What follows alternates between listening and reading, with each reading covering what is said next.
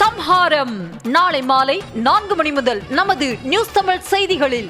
நெல் ஈரப்பதத்தை 22% வேண்டும் என தமிழக அரசின் கோரிக்கையை ஏற்று தஞ்சாவூர் வருகை தந்துள்ள மத்திய குழுவினர் ஆலங்குடி நெல் கொள்முதல் நிலையத்தில் விவசாயிகளிடம் குறைகளை கேட்டறிந்து நெல் மாதிரிகளை சேமித்து வருகிறார்கள். இது குறித்த கள்ளத்தகவல்களோடு இணைகிறார் எம்முடைய செய்தியாளர் ராஜ்குமார். மத்திய அந்த குழுவினரினுடைய ஆய்வு எந்த கட்டத்தில் இருக்கிறது? விவசாயிகள் தரப்பில் என்ன சொல்லப்படுகிறது? முழுமையான விவரங்கள்.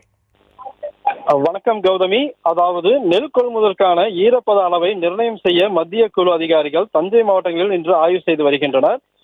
காவிரி டெல்டா மாவட்டங்களில் மழை அதிகமாக பெய்து வரும் நிலையில் நெல் கொள்முதலுக்கான அதிகபட்ச ஈரப்பத அளவை 17%இலிருந்து 22% அதிகரிக்க வேண்டும் என மத்திய அரசுக்கு தமிழ்நாடு அரசு கடிதம் ஒன்று எழுதியிருந்தது.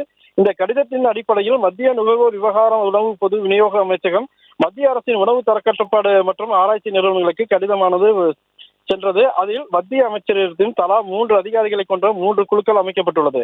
ஒரு குழுவில் ஒரு துணை இயக்குனர் மற்றும் 2வது தொழில் இடம்பெறுவர். தற்போது தஞ்சை மாவட்டத்தில் 2வது குழுவைச் சேர்ந்த PK சிங், சோபித் சிவா ஆகியோர் தற்போது முதல் பகுதியான ஆலக்குடி பகுதியில் ஆய்வு செய்து வருகின்றனர். நெல்லின் ஈரப்பதம் குறித்து விவசாயிகளுடன் கேட்டறிந்து மேலும் அக்குழுவைச் சேர்ந்தவர்கள் தஞ்சை ஆலக்குடி 2 இடங்களிலும் தற்போது ஆய்வை மேற்கொண்டு வருகின்றனர். அதனைத் தொடர்ந்து தொடர்ச்சியாக தஞ்சை மாவட்டத்தில் ராராமுத்திரக்கோட்டை, கீழக்கோவில்பத்து, தெலுங்கன்குடிக்காடு, வெட்டிக்காடு, பனிக்கொண்டான் விடுதி, கீழக்குறிச்சி பகுதிகள், கீழக்குறிச்சி என்ற பகுதியில் 2 இடங்களில் என மொத்தம் ஆகிய 9 இடங்களில் மழையால் பாதிக்கப்பட்ட பகுதிகளுக்கு சென்று நேரில் நெல் மாதிரிகளை சேமித்து அதை இந்திய உணவுக் கழகத்தின் சோதனை கூடத்தில் ஆய்வுக்கு உட்படுத்த மாதிரிகளை தற்போது மத்திய குழு சேகரித்து சென்று கொண்டிருக்கின்றனர்.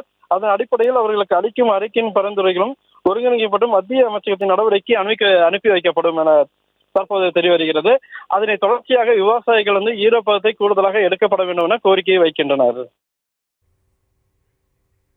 விவரங்களுக்கு நன்றி. சூர சம்ஹாரம் நாளை மாலை 4 மணி முதல் நமது நியூஸ் தமிழ் செய்திகளில்.